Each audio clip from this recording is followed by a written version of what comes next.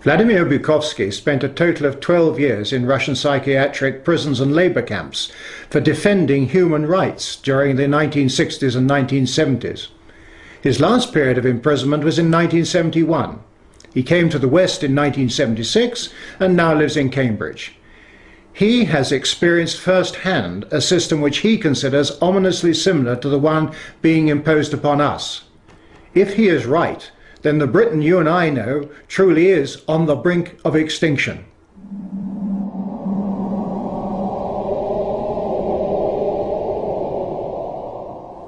It is really puzzling to me that having just buried one monster, the Soviet Union, another remarkably similar one, the European Union, is being built.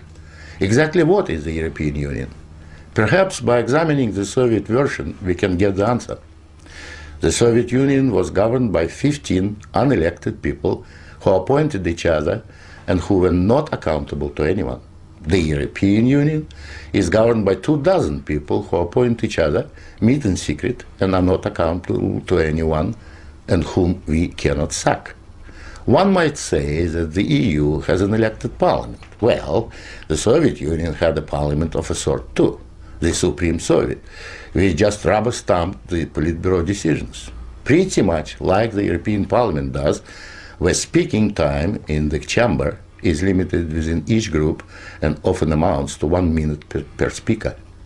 In the EU, there are hundreds of thousands of bureaucrats with their huge salaries, their staff, servants, bonuses and privileges, their lifelong immunity from prosecution, which is simply shuffled from one position to another, no matter what they do or fail to do.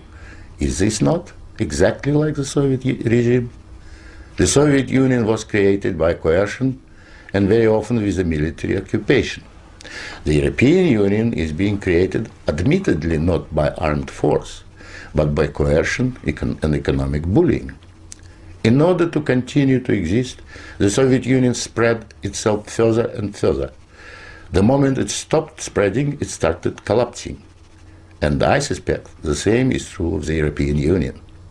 We were told that the purpose of the Soviet Union was to create a new historic entity, the Soviet people, and that we must forget our nationalities, our ethnic traditions and customs.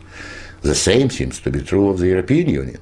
They don't want you to be British or French, they want you all to be a new historic entity, European, to suppress all your national feelings and live as a multinational community. After 73 years, the same system in the Soviet Union resulted in more ethnic conflict than anywhere in the world.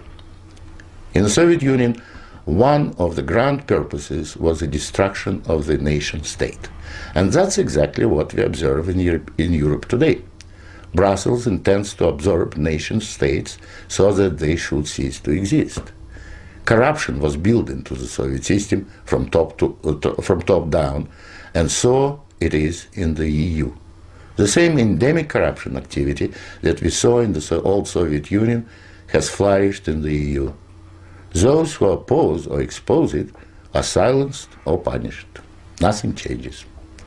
In the Soviet Union, we had a gulag.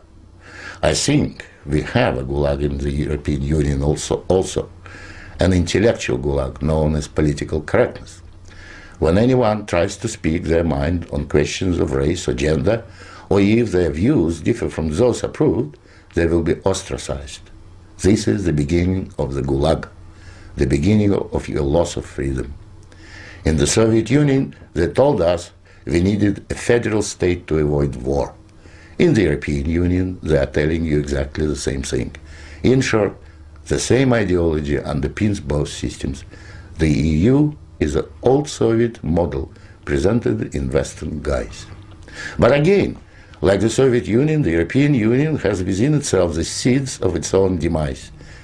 Unfortunately, when it collapses, and it will leave immense destruction behind, and we will be left with huge economic and ethnic problems. The old Soviet system was incapable of reform, so is the European Union. But there is an alternative to being ruled by those 24 self-appointed officials in Brussels. It is called independence. You don't have to accept what they have planned for you. After all, you have never been asked if you wanted to join. I have lived in your future, and it didn't work.